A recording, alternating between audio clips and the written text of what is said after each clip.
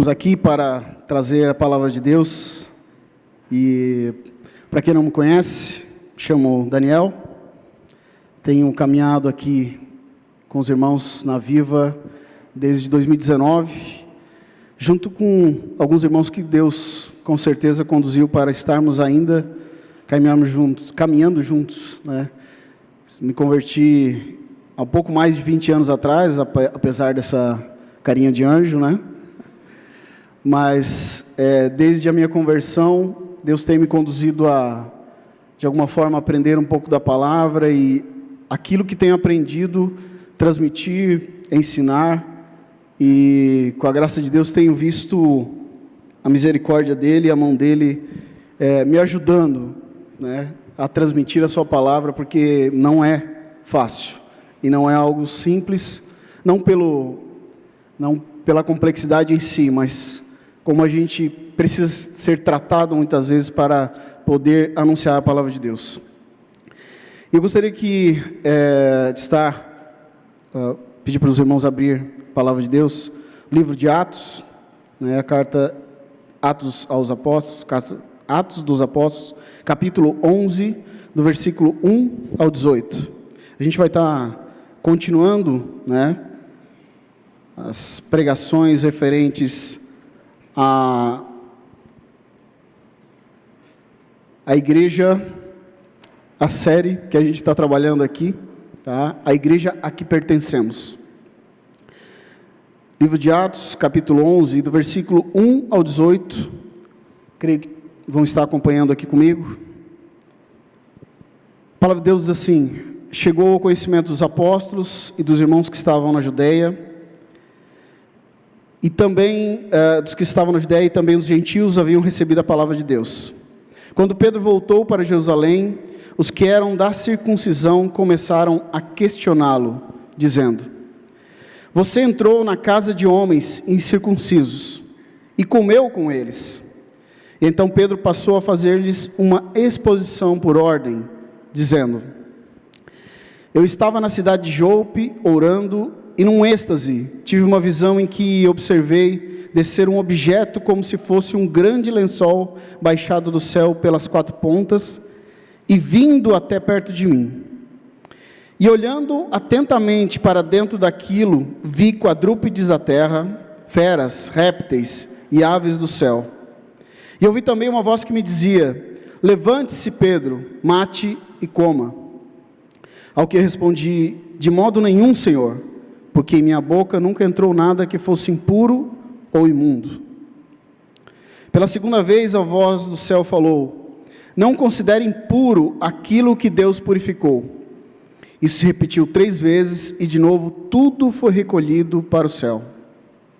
E eis que na mesma hora pararam diante da casa em que estávamos 3 homens enviados de Cesareia para se encontrar comigo.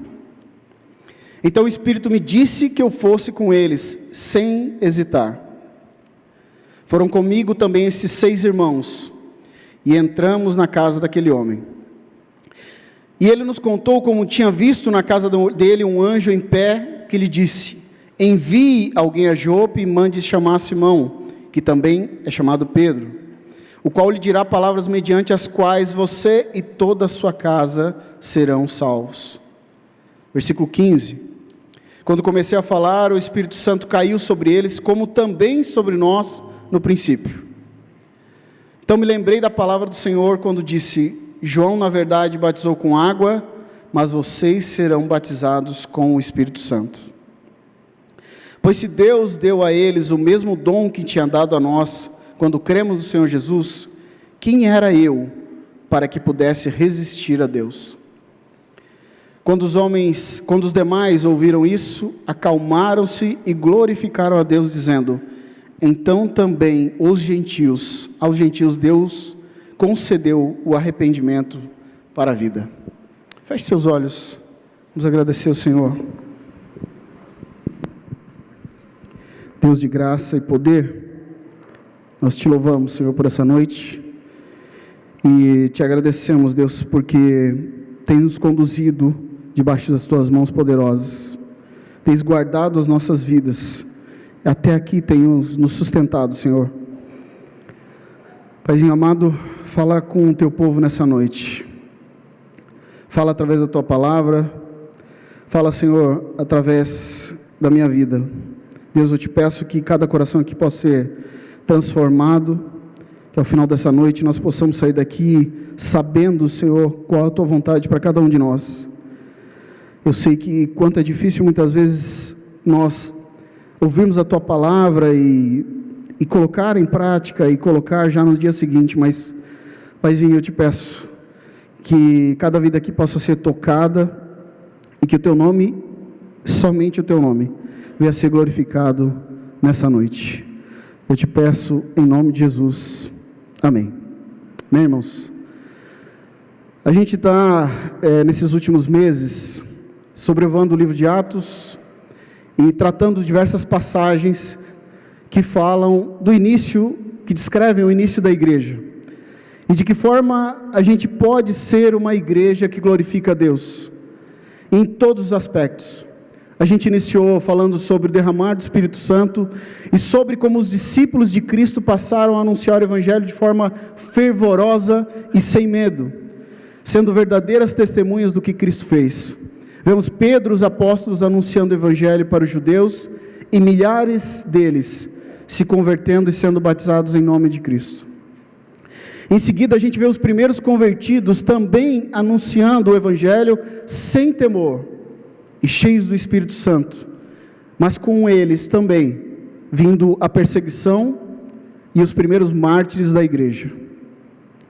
Se nos atentarmos aos primeiros versículos de Atos, que foi também ali a origem da primeira pregação, Jesus disse aos discípulos: mas vocês receberão poder ao descer sobre vocês o Espírito Santo, e serão minhas testemunhas, tanto em Jerusalém, como em toda a Judeia, Samaria e até os confins da terra. E a gente vê que apesar de os apóstolos, os discípulos estarem levando o Evangelho para muitas regiões, ainda estava sendo anunciado somente para os judeus. E não vemos, até o capítulo 10, que essa história começa no capítulo 10 e depois se discorre no capítulo 11, a gente não vê Lucas falar, a gente não vê até o capítulo 10 Lucas falar sobre a pregação aos que não eram da circuncisão, nesse caso, os gentios. E a partir do capítulo 10, isso vai estender até o capítulo 15, o autor da carta passa a dar ênfase na conversão de um homem chamado Cornélio, um cidadão romano, gentil, capitão de uma legião que vivia em Cesareia, e que ficava pelo menos um dia de viagem de Jerusalém. E essa história, ela acontece nesses 5 capítulos, pelo menos 3 vezes, de forma direta ou indireta, ela é citada, demonstrando o quanto era importante esse acontecimento para o início da igreja. Para que a gente possa entender melhor essa introdução que a gente está fazendo, é importante a gente atentar sobre alguns aspectos que estão nos primeiros 3 versículos, que eu gostaria de citar novamente para os irmãos. Chegou ao conhecimento dos apóstolos, no primeiro versículo, e dos irmãos que estavam na Judeia, que também os gentios haviam recebido a palavra de Deus. E quando Pedro voltou para Jerusalém, os que eram da circuncisão começaram a questioná-lo, dizendo: você entrou na casa de homens incircuncisos e comeu com eles.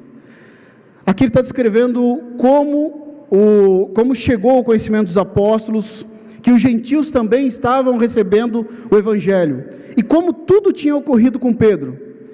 E o que nos chama a atenção aqui, é que os judeus que eram da circuncisão, não concordaram com Pedro ter entrado na casa de Cornélio, chamado um incircunciso, e ter comido com eles.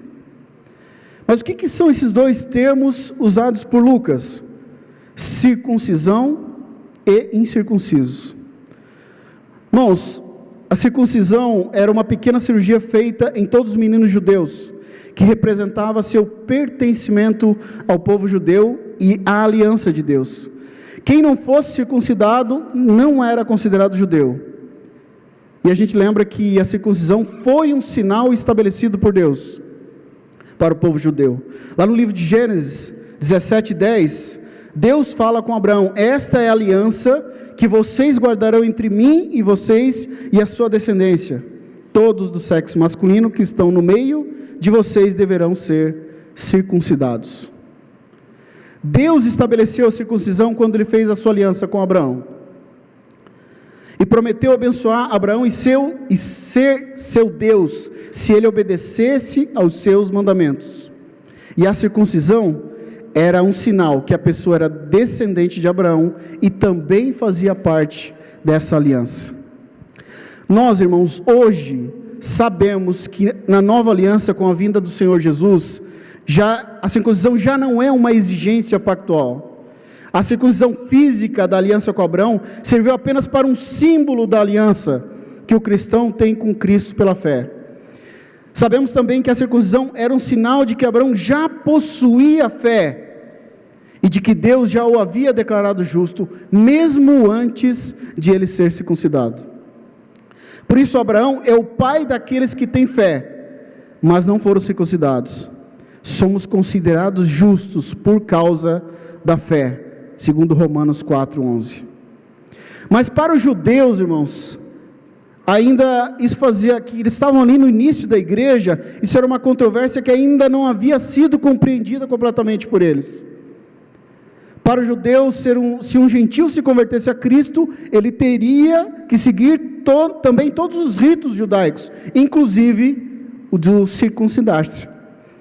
Os judeus questionaram Pedro em ter ele se associado ou se assentado com um incircunciso, alguém que não cria como eles nos deuses de Israel, alguém que era considerado impuro, que Pedro, por se assentar à mesa e comer com eles, acabou de alguma forma também se contaminando.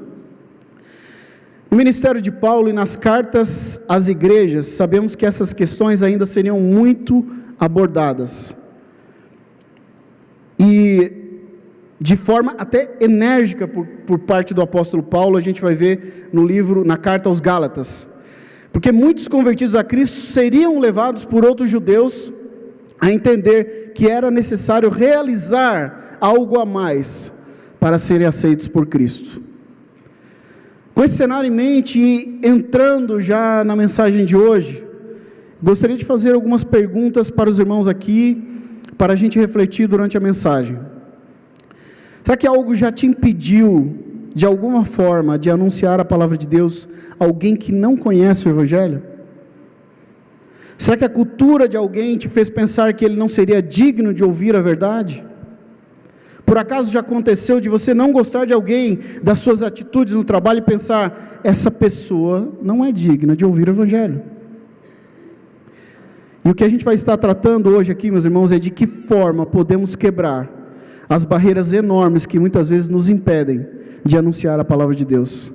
E a gente vai entender que essas barreiras que criamos não são de Deus, e sim do inimigo das nossas almas. A primeira barreira que eu quero citar aqui é quebrando as barreiras culturais.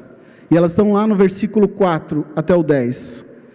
Então Pedro passou a fazer-lhes uma exposição por ordem, dizendo: eu estava na cidade de Jope orando, e num êxtase tive uma visão em que observei descer um objeto, como se fosse um grande lençol baixado do céu pelas 4 pontas e vindo até perto de mim. E olhando atentamente para dentro daquilo, vi quadrúpedes da terra, feras, répteis e aves do céu. Ouvi também uma voz que me dizia: levante-se, Pedro, mate e coma. Ao que eu respondi: de modo nenhum, Senhor, porque a minha boca nunca entrou nada que fosse impuro ou imundo. Pela segunda vez a voz do céu falou: não considere impuro aquilo que Deus purificou. E isso se repetiu 3 vezes, e de novo tudo foi recolhido para o céu. Irmãos, vemos aqui Pedro, que antes de tentar se justificar ou demonstrar qualquer tipo de poder sobre os que estavam ali questionando a ele, ele se preocupou em relatar tão somente aquilo que aconteceu.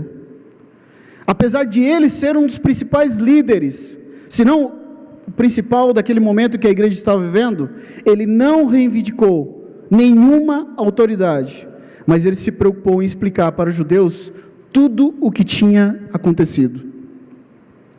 E nós sabemos, você sabe quem era Pedro. Até ouvimos a pregação semana passada, falando poucos mais sobre algumas atitudes ou temperamentos que Pedro muitas vezes teve. E ele era um dos apóstolos, um dos 3 mais chegados a Cristo. Foi ele quem viu Jesus naquela visão grandiosa no Monte da Transfiguração. Ele que declarou que Jesus era Cristo, claro, pela graça de Deus, do Espírito Santo. Foi ele a quem Cristo pediu para avisar quando o viram ressurreto. E foi ele que Jesus pediu para cuidar das suas ovelhas. Foi Pedro que, após o batismo com o Espírito Santo, pregou a milhares de judeus e eles se converteram e foram batizados. Foi através dele que Deus realizou milagres e maravilhas e que até a sua sombra curava. E apesar de tudo isso, meus irmãos, Pedro não bateu a mão no peito e disse: vejam que vocês estão questionando o homem de Deus, que teve uma visão do céu. Não, ele não fez isso. E vemos muitos líderes hoje, de igrejas que se consideram inquestionáveis. Não podemos perguntar os motivos de algumas atitudes, não podemos nem ao menos perguntar por que teve tal interpretação de um texto bíblico. Isso seria para alguns, com certeza, uma afronta. Pedro, quando ele foi questionado, apenas pediu para que aqueles que estavam ouvindo, parassem um pouco, ouvissem o que havia acontecido, pois ele sabia que quando ele explicasse, eles entenderiam que era Deus quem o estava dirigindo em tudo. Sobre a visão que Pedro teve, aqui nessa passagem, se analisarmos um pouco também, de forma detalhada, o capítulo anterior, esse capítulo que a gente está lendo, ele fala de forma resumida, e no capítulo anterior ele fala de forma detalhada. Se a gente vê aqui, ela se transcorre nesses mesmos detalhes, e aqui Pedro descreve a visão que ele teve dias atrás, antes de ir até Cesareia. E nessa visão Deus mostra a Pedro animais que eram impuros para se comer segundo a lei judaica. As leis alimentares descreviam que os judeus não poderiam se alimentar de certos animais que se enquadravam entre os descritos nessa visão, como por exemplo a carne de porco. Essas leis representavam a separação do povo de Israel da multidão impura, que desconsiderava as ordens de Deus e come aquilo que é comum ou impuro. Para os irmãos se recordarem sobre essas leis alimentares, Daniel, um profeta do Antigo Testamento, ele foi considerado um herói, justamente porque não se contaminou com os alimentos, e o vinho do rei pagão, e graças à sua devoção, ele foi livrado por Deus da situação do momento em que ele estava na Babilônia. Além de outras questões, é que havia grande probabilidade dos alimentos terem sido sacrificados a um ídolo, e preparados de forma inadequada. Quando Pedro ouviu essa voz dizendo: levante-se Pedro, mate e coma, ele imediatamente se recusou: não, Senhor, jamais comeria algo impuro. E ele falou devido a toda essa questão relacionada à tradição da lei judaica. E algo que ocorre aqui, como em algumas vezes que Deus quer dar ênfase em algo, essa visão se repete 3 vezes. E nas 3 vezes a voz do céu lhe fala: não considere impuro aquilo que Deus purificou.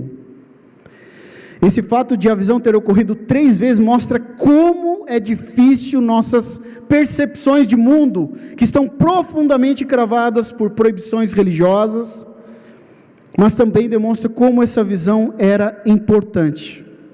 O propósito dessa ordem a Pedro era abrir as portas para a missão aos gentios, para convidá-los à fé, aqueles que não guardavam a fé dos judeus. Por meio dessa visão, Deus ordenou expressamente para Pedro não considerar impuro ou imundo o que ele havia purificado.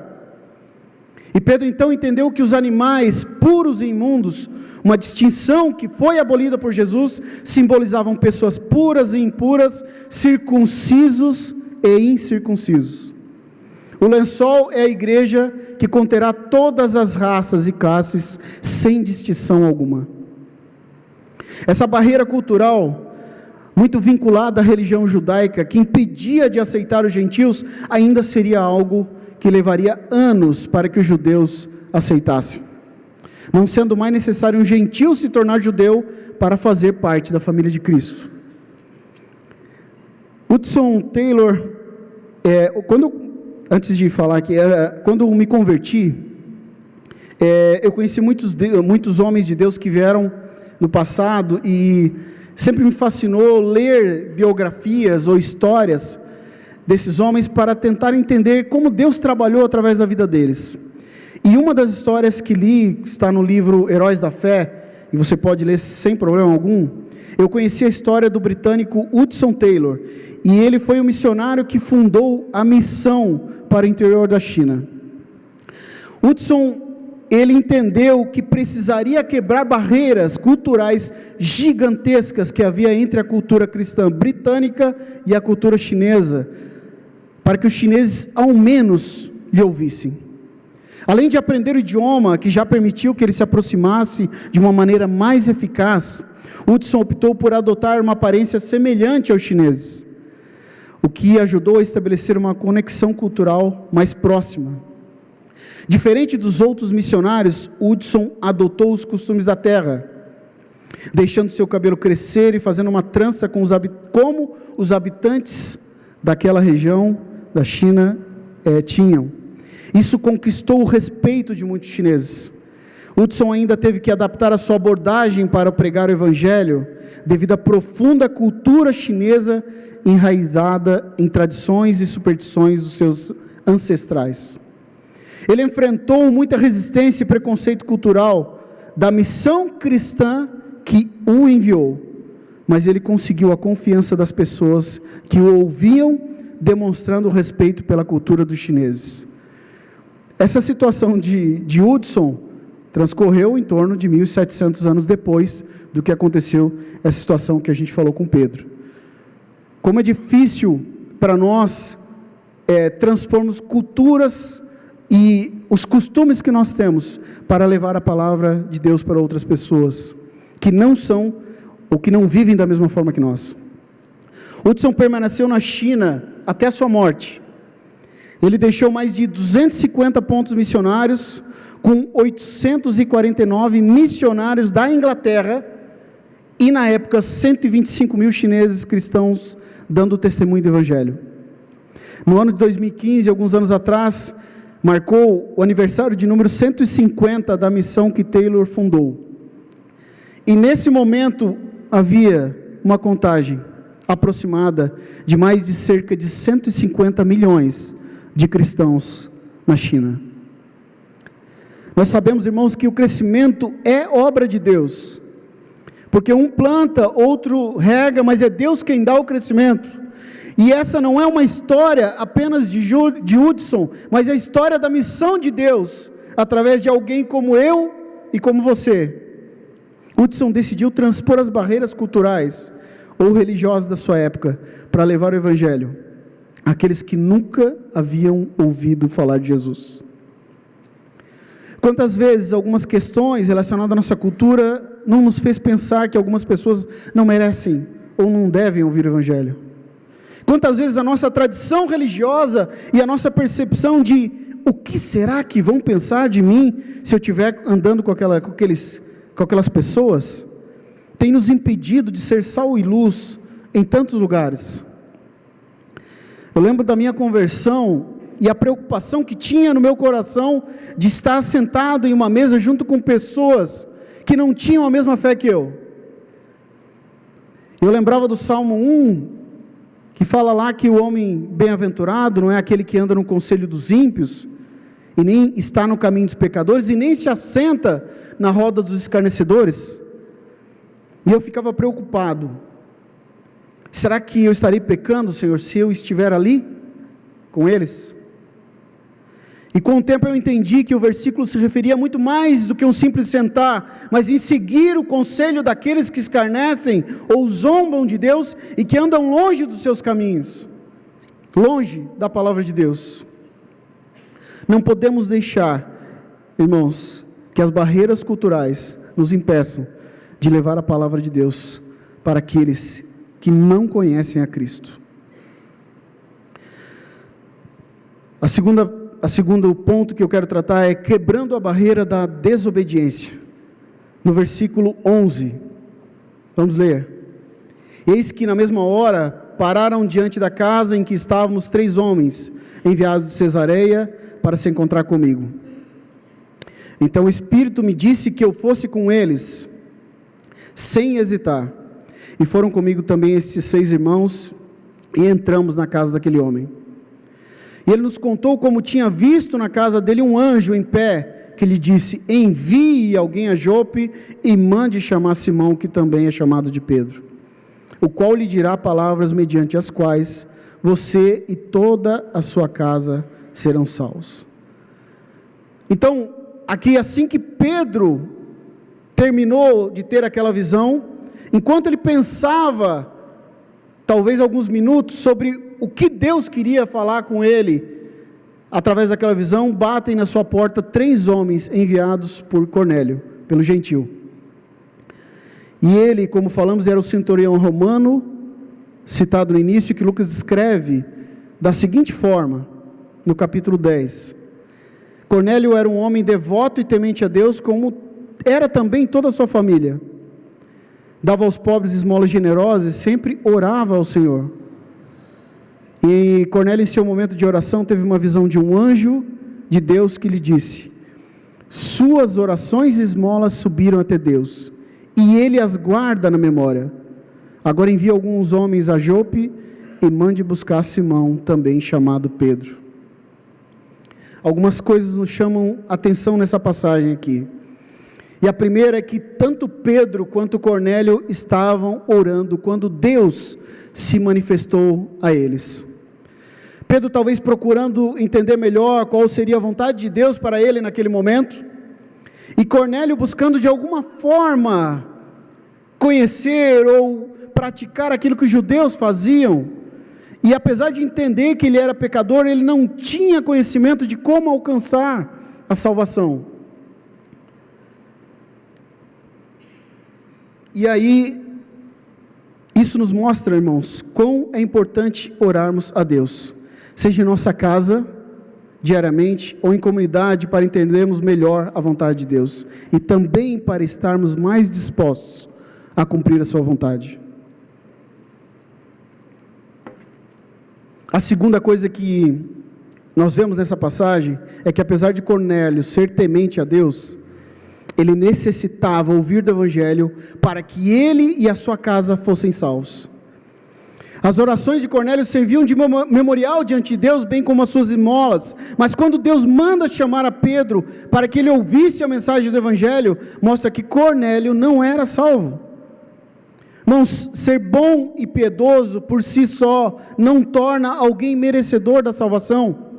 As ações de Cornélio indicavam que ele era alguém receptivo à palavra de Deus, mas a salvação e perdão dos pecados, você sabe, são o resultado de respondermos com fé à mensagem, sujeitando-nos ao senhorio de Cristo, e não como resultado das nossas boas ações.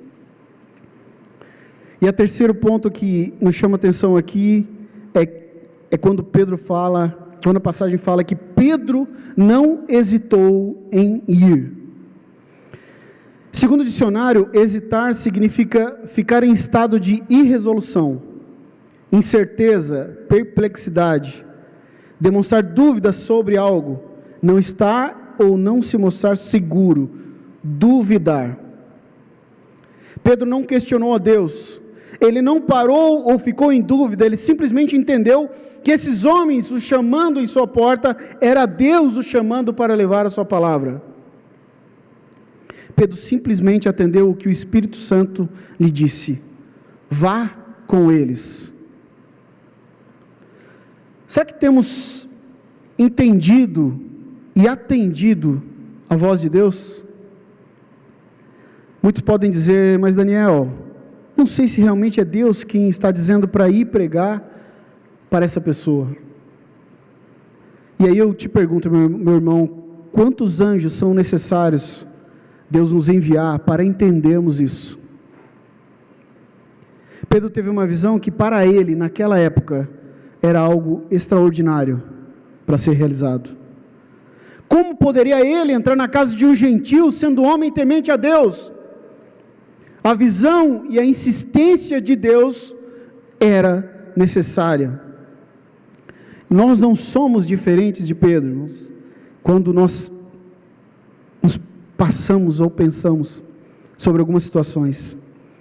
Tenho um pouco mais de 20 anos de conversão e Deus tem me incomodado muito, a mim e a muitos irmãos na fé, para sairmos do lugar e anunciar a sua palavra para aqueles que ainda não se renderam a Cristo. E será que eu consigo contar quantas vezes eu ouvi a urgência de pregar a palavra de Deus para aqueles que estão ao meu redor e que precisam entender sobre a salvação em Cristo? Será que consigo contar quantas vezes eu hesitei em anunciar a sua palavra por vergonha ou medo do que falariam de mim?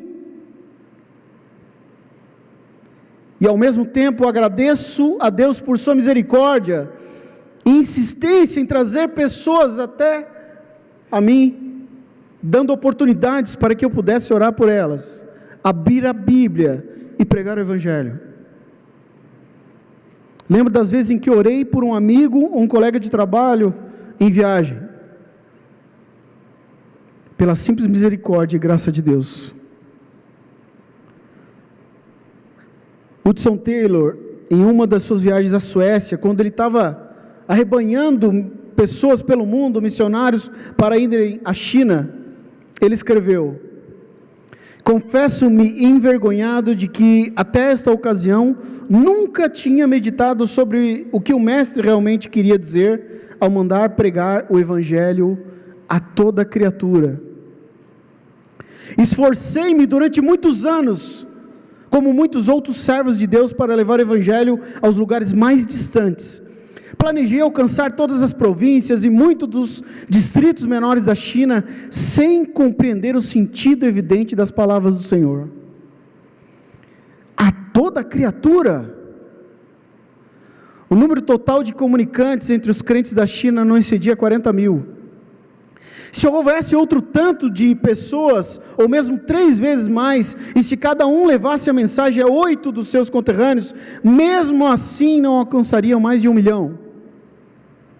A toda a criatura.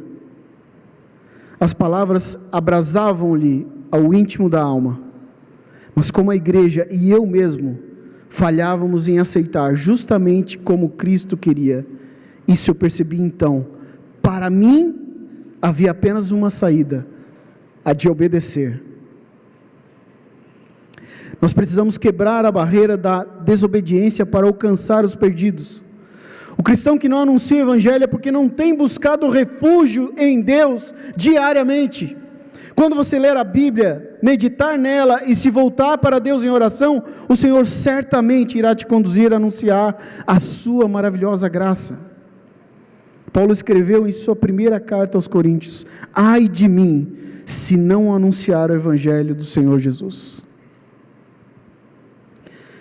Estamos indo para o último ponto, falando sobre quebrando a barreira da incredulidade, no versículo 16. Quando comecei a falar, o Espírito Santo caiu sobre eles, como também sobre nós no princípio. Então me lembrei da palavra do Senhor quando disse: João, na verdade, batizou com água, mas vocês serão batizados com o Espírito Santo.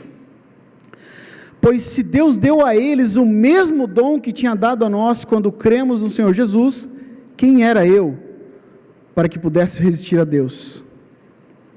Quando os demais ouviram isto, acalmaram-se e glorificaram a Deus, dizendo: então também aos gentios Deus concedeu arrependimento para a vida.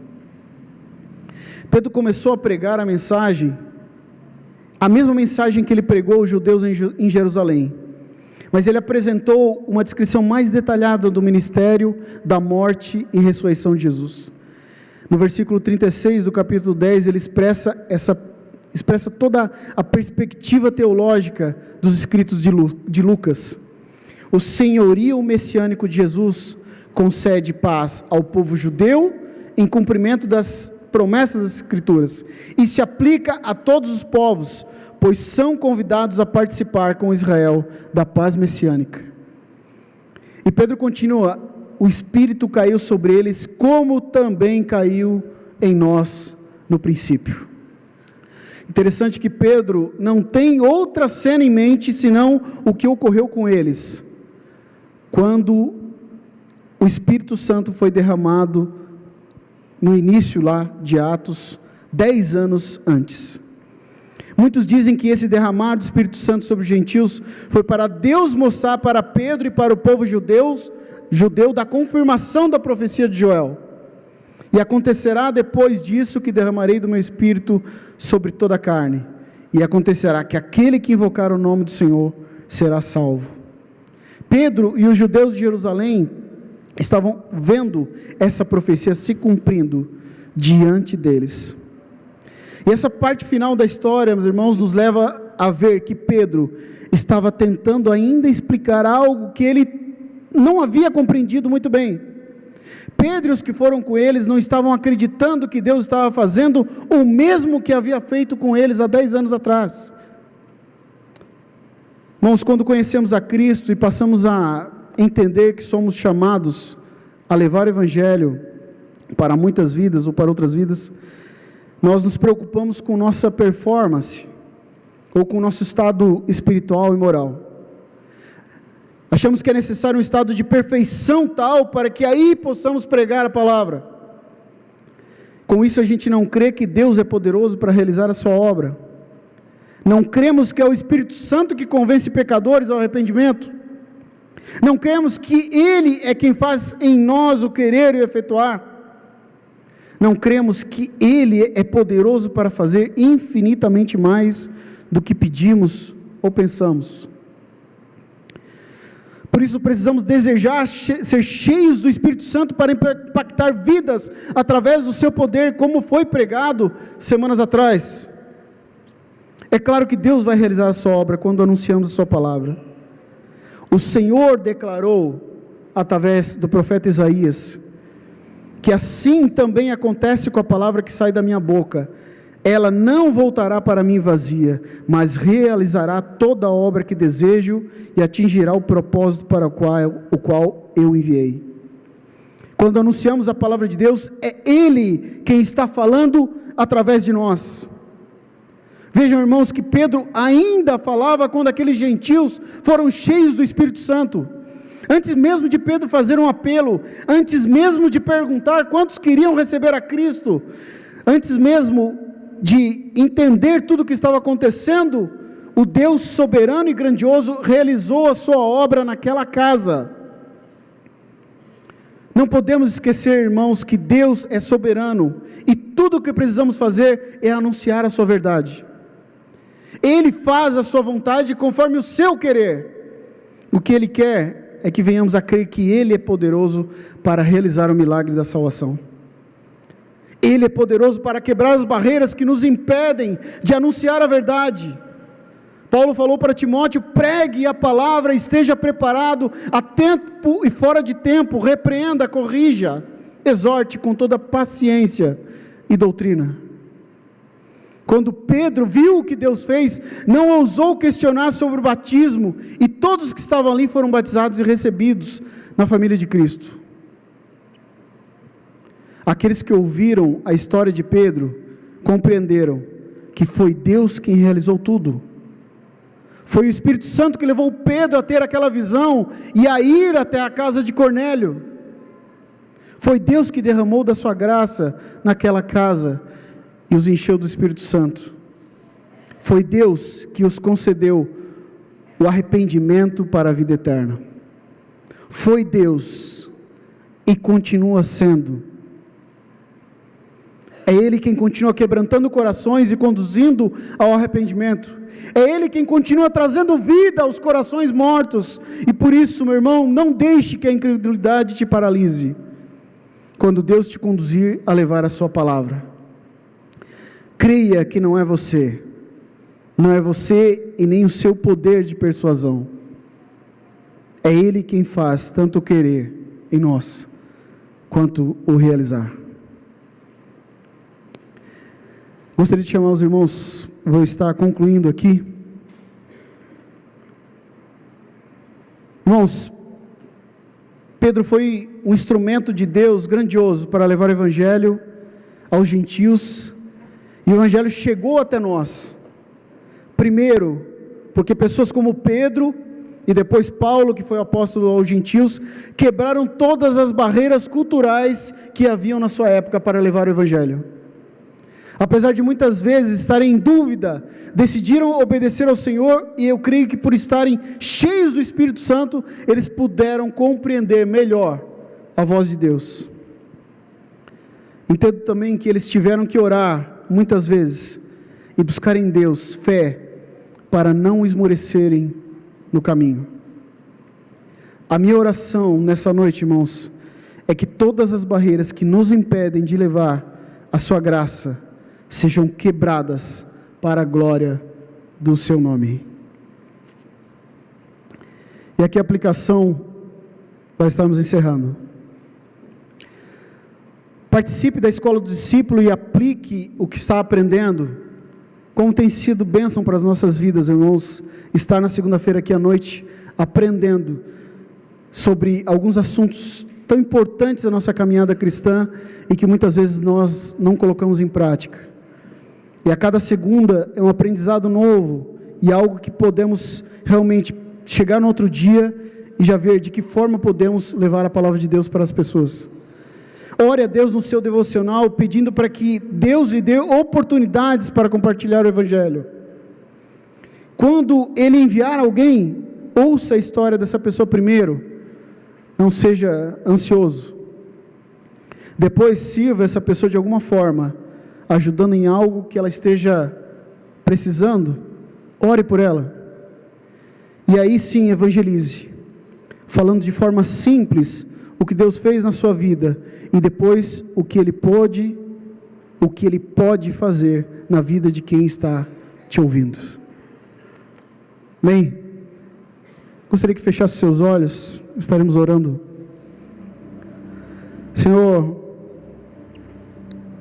nós sem Ti nada conseguimos fazer, sem a Tua graça, sem a Tua misericórdia, sem o Teu perdão, não conseguimos nada. Senhor, sem o Teu Santo Espírito nos movendo, falando através das nossas vidas, não conseguimos. É somente pela Tua graça, Pai, é somente pela Tua misericórdia. Ajuda-nos, Deus, a levar a Tua palavra àqueles que ainda se encontram em trevas. Ajuda-nos, Senhor, a levar a Tua palavra para aqueles que não Te conhecem. Senhor, que aqueles costumes ou algo da nossa cultura que muitas vezes nos impedem de nos achegar até a essa pessoa, ou aqueles que estão ao nosso redor, Senhor, que possa ser quebrado, que essas barreiras possam desaparecer, Senhor. Em nome de Jesus, ajuda-nos, Deus, a levar a Tua palavra. Ajuda-nos, Espírito Santo, a falar as palavras certas, a nos lembrar daquilo que temos aprendido aqui na Tua igreja e através dos estudos aqui na segunda-feira à noite. Ajuda-nos, Deus, a fazer a Tua vontade, assim como tens falado através de cada pregação, através de cada estudo aqui, Pai. Eu Te louvo e eu Te agradeço, em nome de Jesus. Amém.